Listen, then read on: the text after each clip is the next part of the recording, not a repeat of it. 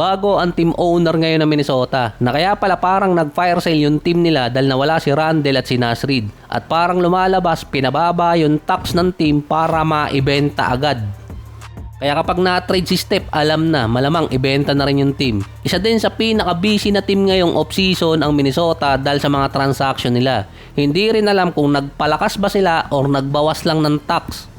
Pero dahil sa bagong team owner, posible magkaroon ulit ng isa pang trade ang Minnesota until deadline. Isa doon sa tinitingnan si Anthony Davis na nag-iintay pa rin ng max contract sa Wizards at mag-iintay kasi siya until January 2027 onwards kung bibigyan siya ng team. Kailangan kasing makalaro ni AD na mahigit 20 games. Kapag hindi niya nagawa yon, baka mag-intay pa siya until next off-season.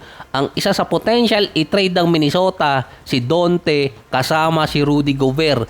Eligible na rin kasi sa extension si Gobert at pwede rin siya maging free agent next year. Ang Minnesota din ang isa sa best defensive team last season dahil andun yung tatlong malalaki nila plus McDaniels. Si Gobert pa rin di umano ang defensive anchor ng Minnesota pero offensively ang Minnesota ay mediocre, nasa gitna sila ng ranking. Samantalang si Anthony Davis nasa trial period muna sa Wizards at yung Clutch Sports na agent ni AD nag-iisip ulit na mag-demand ng trade before mag-umpisa ang season. Dahil yun sa ginawa ng team kay Trae Young, sinigurado kasi ng Wizards na merong extension si Trae Young before pa lang siya mag-decline ng kanyang player option na meron ngayon 212 million. Wala si Anthony Davis na assurance na magkakaroon siya ng same na max contract. Kaya dati, tinrade agad di umano ng Dallas si AD hindi dahil yun sa injured kundi dahil sa risk na hihingi siya ng max contract sa Dallas.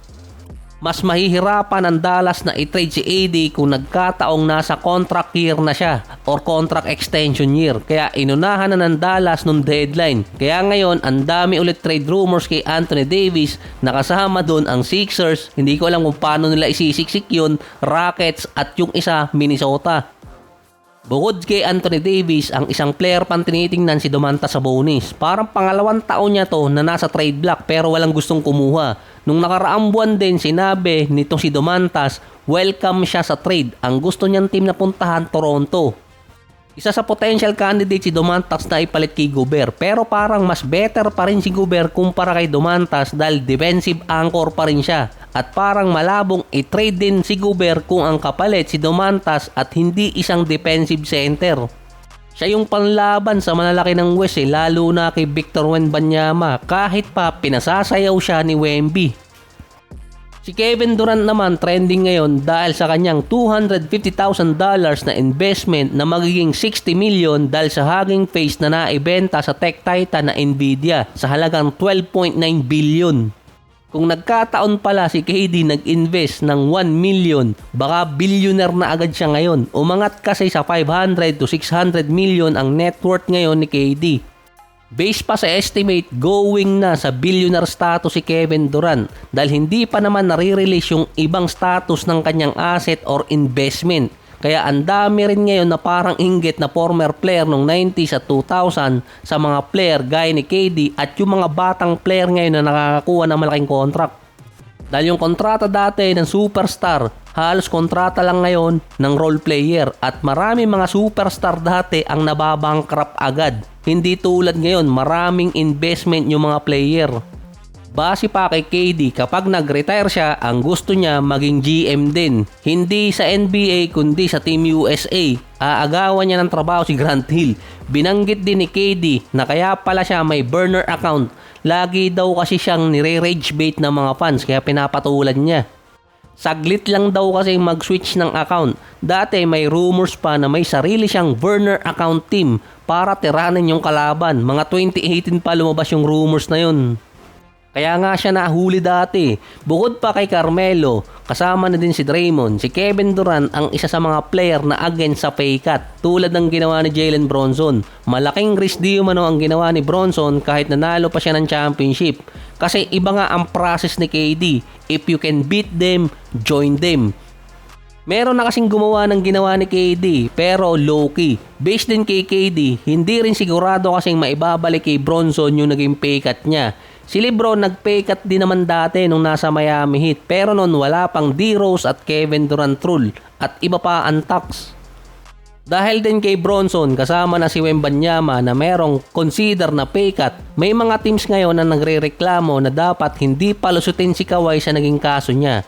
Dahil yun sa report na pinapipili si Steve Ballmer ng gusto niyang penalty. Panis. Isa pa kapag nilapag ang penalty kay Kawhi, babak-upan agad siya ng Player Association para hindi lumala ang kaso ni Kawhi.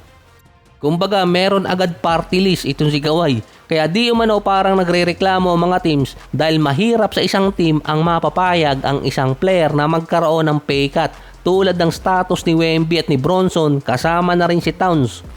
Tapos yung ginawa ni Kawhi, under the table lang na muntikan pang makalasot at tumagal ng ilang taon kung hindi pa na-reveal. Kung makakalasot din kasi si Kawhi at hindi mabigat na penalty ang makukuha niya, gagayahin lang ng ibang team yung ginawa ng Clippers at itong si Kawhi. Pwede din kasing gawin ng mga player imbes na pay cut ang kunin nila, kumuha na lang sila ng under the table sa mga team. Kung hindi rin naman malala yung makukuha nilang penalty, ipagpalagay natin 20 games na suspension, hindi malala yun sa NBA ngayon. Parang load management lang yun. At least masasama na rin si Kawhi sa bumago ng NBA. Kasama niya si Kevin Durant at itong si Steph, pati na rin si D-Rose. Si Bob Myers naman sinabi na kung anong totoong rason kung bakit sumali si LeBron sa Philadelphia. Simple lang naman yun, malaki ang chance kasing manalo ng championship ng Sixers. Binanggit din ni Kevin Durant si LeBron kayang gawing isang big time super team ang Philadelphia kasi kaya niyang pasunodin yung mga player. Nangyari na naman kasi kina Brown at Maxey. Pero kahit wala kasi itong si LeBron sa Philadelphia, super team pa rin dahil kay Jaylen Brown. Kung nagkataon pa nga ang kontrata niya nasa 40 million lang, baka lalo pang naging super duper team. Based din kay Bob Myers, kaya nila nakuha si Jaylen Brown sa Boston Celtics dahil sinubukan lang nila. Kaya big deal na nawala siya sa Golden State eh. Hindi kasi nila alam kung papayag talaga si Brad Stevens at yung Celtics sa magiging offer nila. Mukhang alam din ni Bob Myers na gustong tanggalin naman si Jaylen Brown dito sa Celtics pero walang nagbibigay sa Boston ng gusto nilang package. Kaya sinubukan lang nilang makipag-trade talaga sa Boston. Yung ginawa kasi ni Brown parang ginawa rin ni Kevin Durant pero baliktad. Dati kasi tinalo pa ng Golden State yung Thunder kahit 1-3 na sila. Pagdating ng off-season, pumunta si KD sa team na tumalo sa kanila at tinawag siyang traitor ng team. Si Jaylen Brown naman at Celtics 3-1 na din kontra sa Sixers tapos natalo pa sila sa Philadelphia. Pagdating ng off-season, si Brown na-trade paalis ng Celtics at siya naman ang tinraidor ng kanyang team at ng kanyang long-time duo kaya baliktad.